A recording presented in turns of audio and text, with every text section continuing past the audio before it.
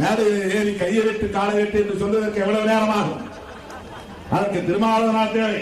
இந்த தம்பியை விட்டு பேச சொன்னால் பேச போறான்.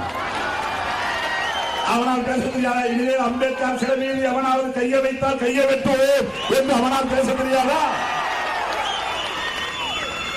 நான் பேசுறேன், அப்படி அந்த தம்பிக்கு பேச தெரியாதான்னு தான் சொல்றேன்.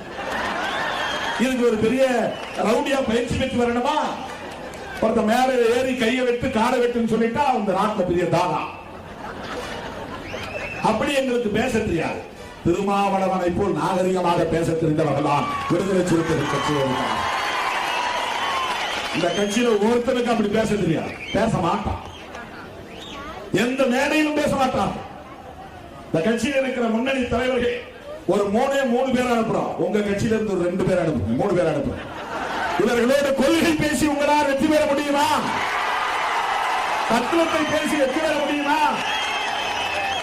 சும்மா வன்முறையை தூண்டி சொந்த சாதி மக்களையே வன்முறையில சிக்க வைத்து அதில் குளிர் காயக்கூடிய மனசாட்சி இல்லாத ஒரு தலைவர் உலகத்திலே வேற எங்கேயும் கிடையாது. திண்டிவனத்தில் சொந்த சாதி எவ்வளவு பெரிய கொடுமை. அப்பாவி மக்களை போய் சிலைய ஓட, கொடி கம்பத்தை வெட்டி போடு, ஊரா போய் ராத்திரி நேரத்தை சின்ன கூட்டத்தில் ஏண்டா சும்மா இருக்கிறீங்க?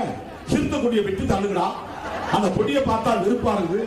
கொடி கம்பை இருக்கக்கூடாது. எதுக்குன்னா அப்ப நாம இப்படி வெளியே வருவோமா? இப்ப பாருங்க, வெளியே வந்துட்டோம் பாத்தீங்கன்னா ஒண்ணு அவங்க எல்லாம் பாரு, பறையர்கள்லாம் ஒன்னா சேர்றாங்க, தலித்துகள்லாம் ஒன்னா சேர்றாங்க, நாமெல்லாம் ஒன்னா சேரணும் அப்படின்னு அவங்க சாதி உணர்வை தூண்டணுமா?